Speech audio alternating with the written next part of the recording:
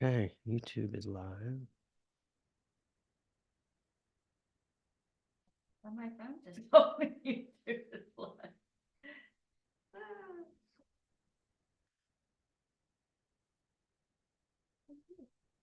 Technical difficulties, please stand by.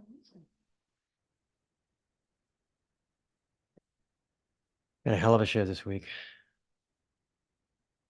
You guys are gonna dig it. We are live on Instagram as well. We are live on Instagram. Okay, as well. all right, very good. Alrighty then. Episode 20, season 3. We are getting pretty good at this, I would say. We worked very hard this week on the show. And for those of you watching on Instagram, small disclaimer, the audio of this live stream is not what you will get, just as we save the best stuff for the show. So Yeah. what you hear here is This week's sponsor is Sudden Foreclosure Seltzer, because you can bank on pure refreshment. it's Okay. So we went down a rabbit hole of incredibly unsafe vehicles this week. Remember? Start off with a car that seems to just, even on Jerry Seinfeld's show, it broke down in the middle of the show. The That was a good one. DeLorean. The DeLorean had the Batwing doors, right? Which were a cool effect, right? Unfortunately, it was later determined that if the car flipped or rolled, the doors would never open. So unless your Design flaw. designer was a crazed nuclear scientist, I wouldn't go with the DeLorean, you know. This was an actual car, the Yugo GV.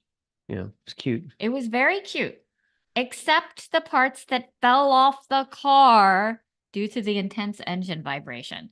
Pretty soon, If you're gonna Yugo, nitpick everything, you could say, pretty soon you go nowhere in this thing. you The go GV nowhere. was ironically supposed to stand for good vibrations.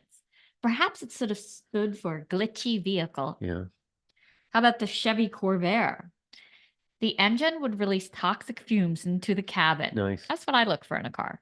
This is why people would put the top down in January and freeze their eyebrows off Yeah, I was rather than, wondering. die. I was wondering what the reason was for that. Ford Pintos in the 70s, right? The fuel tank was placed near the rear, so any collision would cause the car to burst into flames. I wonder if a shopping cart impact would cause an explosion. But great on gas, though, so don't worry about that. Unless it catches fire. Never mind the fear of death, you know. The Mazda 6 had a... No, wait, first the Audi.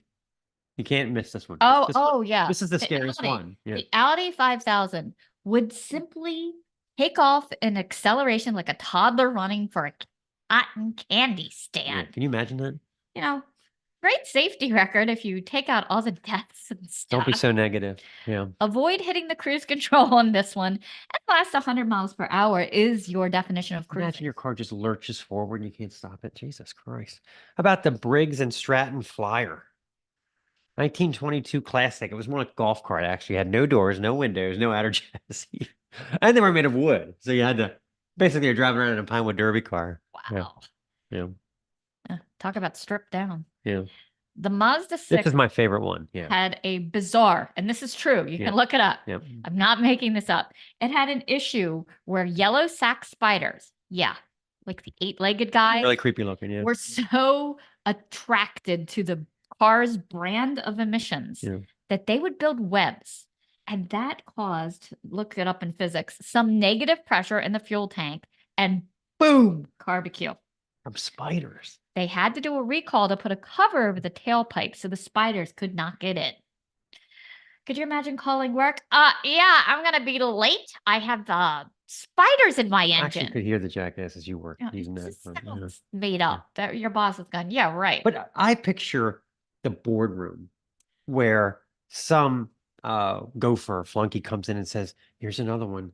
Someone's complaining that spiders are blowing up the cars. And the engineers are like, get the fuck out of here. Are you crazy? Spiders. Can you imagine how many negative letters they had to get before they actually considered?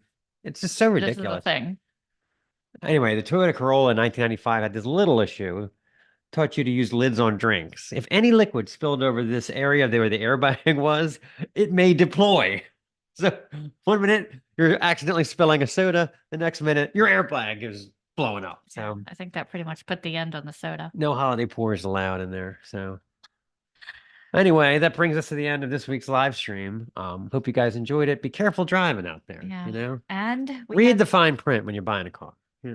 we do have a great show coming up for you. Yep. An amazing interview. I won't tell you any more than that, but we had to get a little dressed up for this one. Yep. Yep. Sometimes you need a few good hooded men. All right. Thanks, folks. Show will be up tonight. Take it easy.